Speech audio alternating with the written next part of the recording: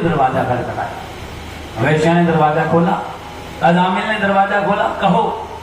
कहने लगे महाराज अजामिल तेरे घर का भोजन, बेटा नारायण मेरे लिए बिछावन लगाना, बेटा नारायण मेरे लिए भोजन लगाना, मेरे लिए आसन लगाना, ये करना वो करना, सारे काम नारायण बेटे को ही बताते थे।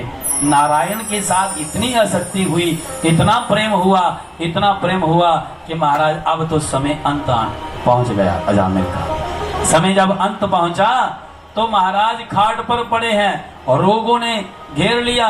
और अब जब समय पूरा हुआ तो यमराज ने यमदूतों को भेजा, जाओ जाकर अजामिल को पकड़ कर लेकर आओ, उसका हिसाब देखा जाए। पुण्य क्षीण हो गए और पाप बढ़ गए, पापों का गड़ा भर गया।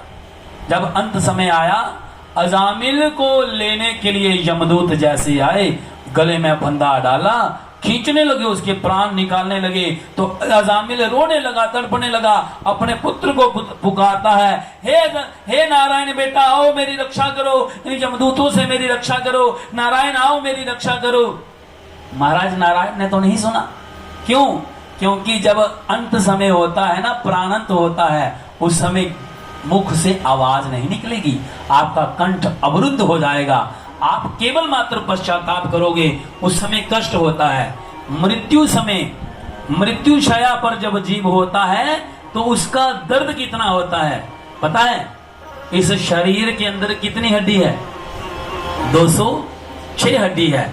और जब 206 हड्डी टूट जाती है, अर्थात डंग लगाता है, तो उस समय समझ लो कि जीव का प्राण निकलता है। इतना कष्ट होता है मरने के समय।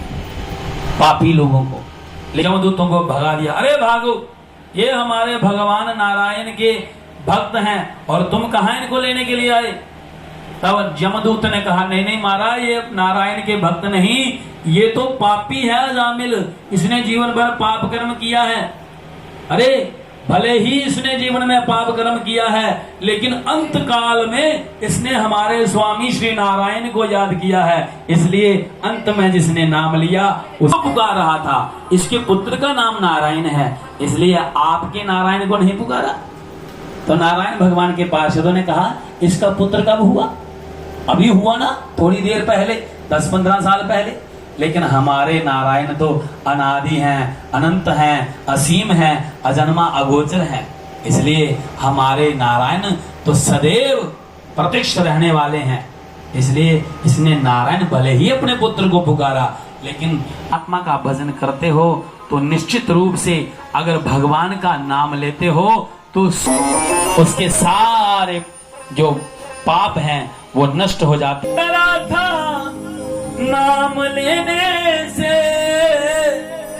तरा था, नाम लेने से, नाम लेने से तरने वाला अजामिल उनसे द्रोह करते थे, जिनका नाम है हिरण्यकशिपु, जिन्होंने ब्रह्मा की कठोर आराधना की और ब्रह्मा जी से वरदान मांगे, ना मैं दिन में मरूं, ना रात में मरूं, ना अंदर मरूं, ना बाहर मरूं, ना धरती मरूं, ना आकाश मरूं, मेरी मृत्यु नहीं होनी चाहिए किसी प्रकार से, ना अस्त्र से मरूं, ना शस्त्र से मरूं, ना। सबों ने शिकायत कर दी कि महाराज आपका पुत्र तो दिन रात नारायण का नाम लेता है, आपके शत्रु का नाम लेता है, हम इसे कैसे पढ़ाएं, हम इसे कैसे शिक्षा दें? हिरण्यकशिपु को क्रोध आया। हिरण्यकशिपु ने अपने पुत्र को गोद में बिठाया, पहले तो लाड लगाया, पूछा, बेटा ये बताओ तूने गुरुकुल में क्या सीखा, तुम क्या पढ़ते हो? तब पुत्र प्रहलाद बड़ा सुंदर